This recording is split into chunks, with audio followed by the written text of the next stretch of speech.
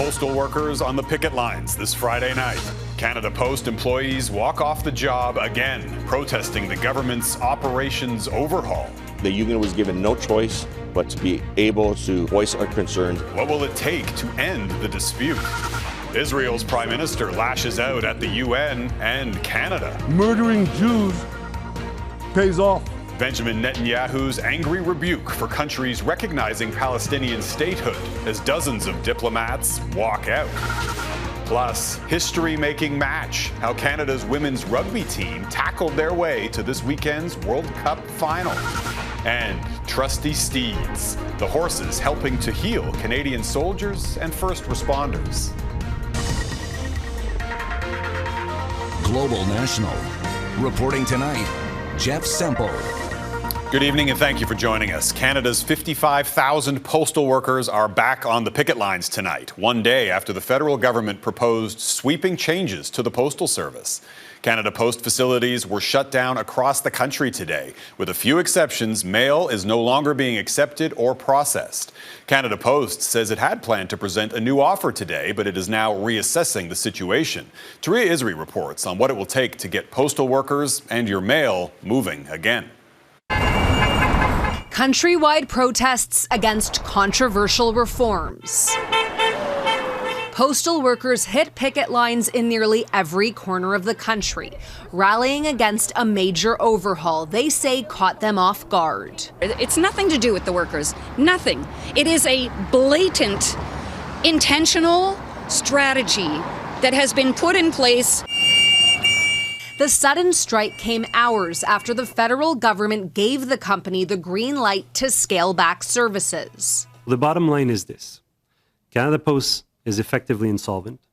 The changes include ending door-to-door delivery over the next decade for the 4 million Canadians who still receive it, and clearing the way for the closure of some rural post offices. The union was given no choice but to be able to voice our concerns and dissatisfaction with the government. Mail and parcel delivery is now on hold with some exceptions. Government assistance checks will still go out for things like old age security, the Canada Child Benefit, and CPP. We are effectively shut down right across the country, so this is going to have wide-ranging impacts. The Crown Corporation says it's on track to lose $1.5 billion this year. Small business groups warn another disruption could lead to more losses.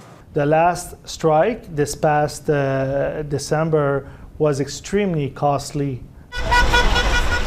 The strike is the latest chapter in a 2-year labor dispute that Ottawa has already intervened in once before. Allô tout le monde! The service reduction is a reversal from 2015 when the Liberals campaigned on a promise to save home delivery. One word comes to mind: hypocritical. This is one of the first major cuts to public services Mark Carney has announced since becoming Prime Minister. The test now will be whether Canadians are willing to accept it or side with striking postal workers. Jeff? Touria Izri in Montreal. Thanks, Touria. A sliver of good news for Canada's economy. For the first time in 4 months, Canada's GDP grew by 0.2% in July. Mining, manufacturing, and oil and gas led the way, which helped to offset losses in retail.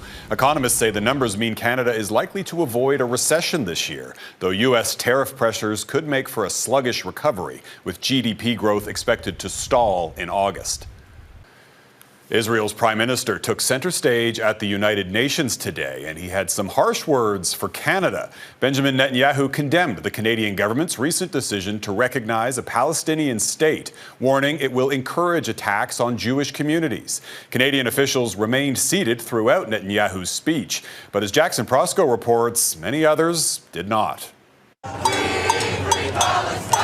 As protesters marched through the streets of New York, Please, order in the hall.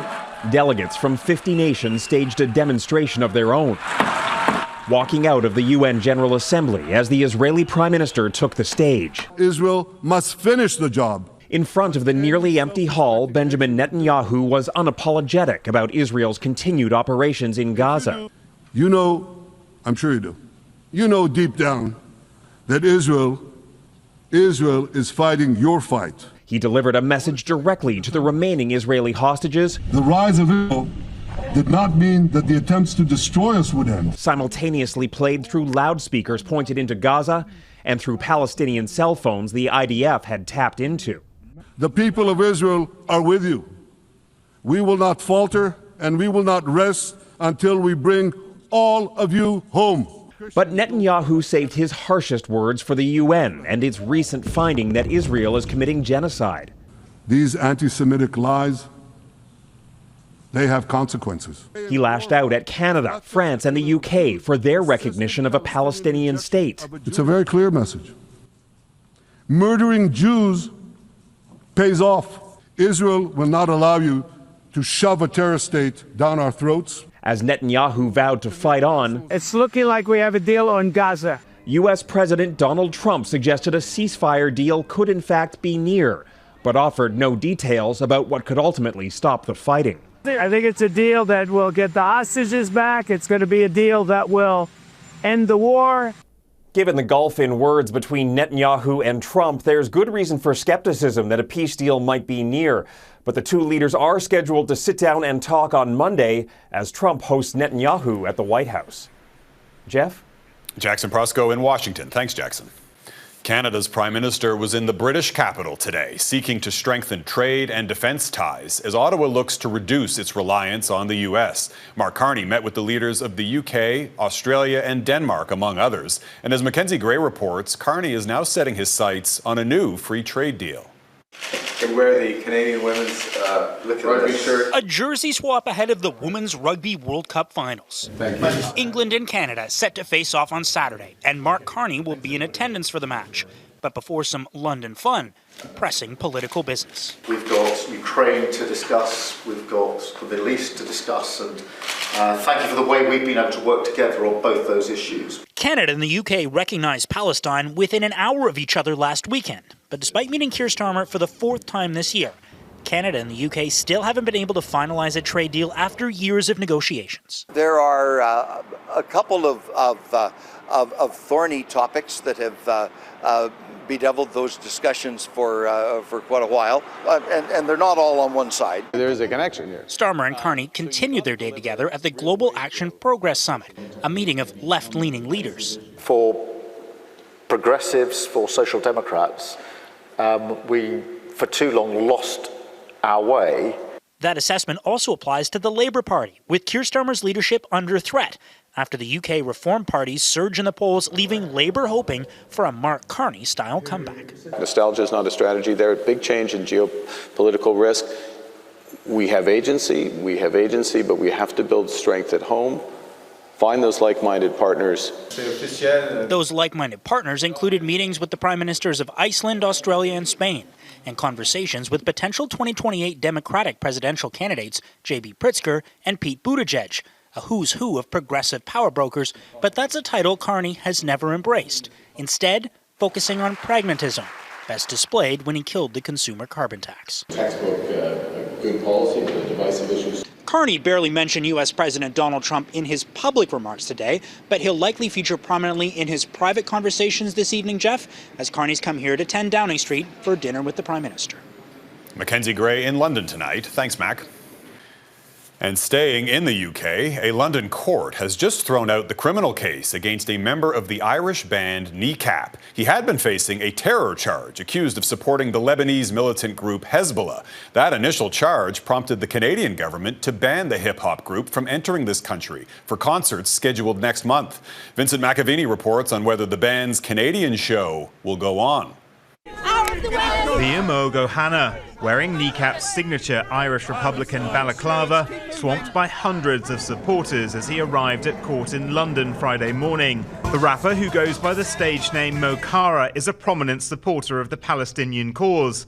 But in May, he was charged with a terrorism offence after a video emerged of him allegedly displaying a Hezbollah flag at a gig in London last November.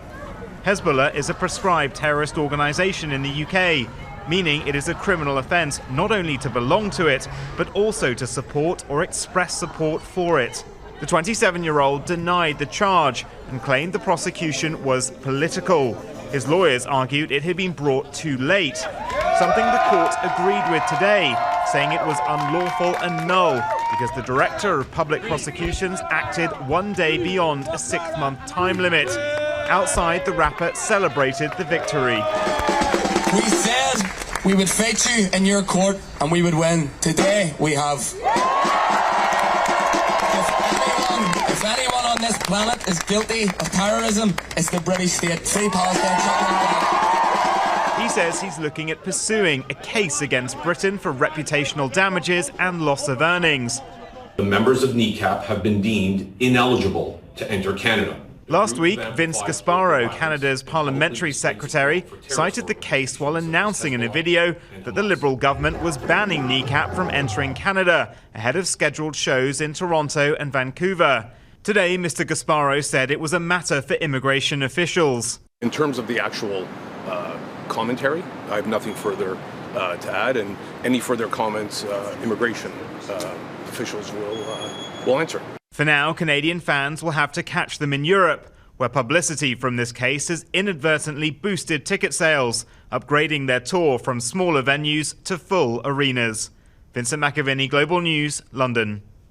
In Toronto, a second arrest has been made in the deadly shooting of an 8-year-old boy. Javé Roy was lying in bed when he was struck by a stray bullet in August. Yesterday, police arrested a teenager who's now charged with first-degree murder. Another 16-year-old boy is also facing a murder charge, while a third teen is still wanted by police.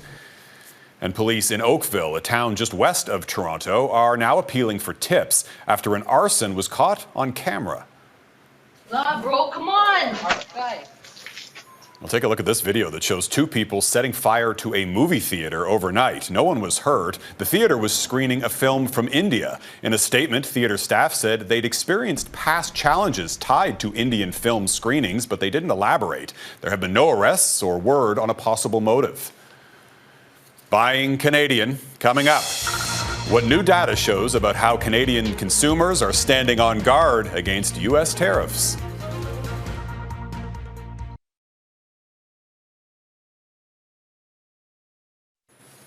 Shares of some major U.S. drug makers jumped today after President Trump announced a fresh round of tariffs. Trump said he would put 100% import taxes on pharmaceutical drugs starting October the 1st. But companies building manufacturing plants in the United States will be exempt. Trump also said he would place 50% tariffs on kitchen cabinets and bathroom vanities, 30% on upholstered furniture, and 25% on heavy trucks. Well, since the beginning of this year, Canadian consumers have endured President Trump's tariffs and threatening rhetoric. And at first, many protested with their pocketbooks, turning away from traveling to and buying from the United States. As Heidi Petracek reports, new polling suggests 8 months later, that Buy Canadian trend has stuck. I love this. Sheridan, Quebec. Meet Mike Kelly, a 68-year-old retiree who looks for anything but American on store shelves. So this ketchup, squirted into the plastic bottle in Canada. Not Canadian enough. Back it goes. Should say very clearly, produced in Canada, grown in Canada. And anybody caught using a phony maple leaf on their product, well, yeah. Mike's not alone. An Ipsos poll done exclusively for Global News suggests Canadians are sticking with the movement, sparked when trade tensions with U.S. President Donald Trump first began. 56%, or around 6 in 10, bought more Canadian products in the last 2 weeks, and 58% specifically boycotted American products, services, and travel. It's an overall feeling that the relationship between Canada and the United States has changed. Retailers are trying to make it easy for consumers to buy with their heart, if you will. Although it's not always easy, like when it comes to investments, only 10% have shifted to domestic options. Canada, we're pretty limited in terms of sectors or in terms of companies, right? We don't have a lot of tech companies, for instance. Product of USA. Mike remains determined at the grocery store to do what he feels is his patriotic duty. And out of all the generations, it appears the boomers, lead the Buy Canadian charge at 70%. Gen Xers next at 50%. Whether the trend will carry on, more than 80% intend to keep buying Canadian even if U.S. tensions end. Those who would maintain their American boycott easing slightly, although still well over half. I may not go back to the same I'll do without, because it's USA, but I am never consciously going to shop USA. A switch that seems like it could stick in the long run. Heidi Petracek, Global News, Halifax. Changes are coming to WestJet flights, and it could affect your seat in the sky. The airline is rolling out a full cabin refresh on its Boeing 737s, including new premium seating. Economy class seats get slimmer designs and adjustable headrests, but most will no longer recline. WestJet says the move offers more options for different budgets. Industry experts call it a cash grab, saying the changes are about packing in more passengers while charging extra for comfort.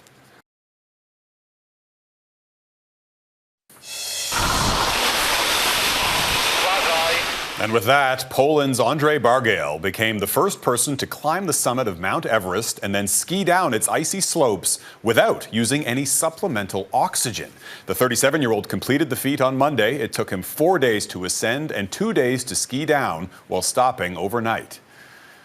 Canada's women's rugby team is counting down the hours to one of the biggest matches in this country's history. On Saturday, fans will pack a sold-out stadium on the outskirts of London to watch the favoured hosts take on the Canadians in the Rugby World Cup final. As Eric Sorensen reports, it's a matchup that's generations in the making.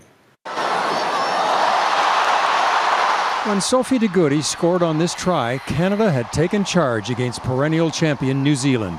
It was a milestone for the Canadians making the World Cup final, and it marks what has been a long, hard effort to grow women's rugby. The Canadian players trained hard, getting less attention than other team sports, what they described as years of hustling in the dark. Honestly, the whole history of our team has been hustle in the dark. To now finally be in the light and be recognized. For decades, rugby was a man's domain, deemed a rough, physical sport, not appropriate for women. Canada's coach, Kevin Rouet, grew up in France. Even before moving to Canada in 2009, I haven't seen a lot of women's rugby in my life. That was not something when I was young.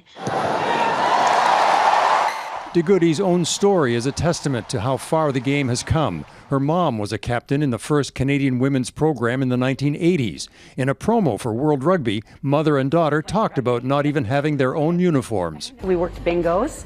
We worked bingos to raise money so that we could fly the girls out from Quebec and us. And Rugby Canada gave us some money and kit, very big, baggy men's shirts. Through the years, Canadian women often played before empty seats. Even this year, they had to fundraise $1 million with help from the Tragically Hip sponsoring vintage jerseys. But the sport is catching on fast. A record 82,000 fans are expected for Saturday's final. What people are starting to understand about rugby in terms of women playing it is that it's really, really empowering for women to play a contact sport. England is world number 1 and favored on Saturday. But Canada's team has proven itself to be something special. Since the first Women's World Cup won by the Americans in 1991, only New Zealand and England have won the World Rugby Championship. The Cinderella Canadian team in 2025 is looking to win and to break up the two-team dynasty that has existed for more than 30 years. Eric Sorensen, Global News, Toronto. Healing through horses. Up next, the Manitoba ranch that's helping military members and first responders.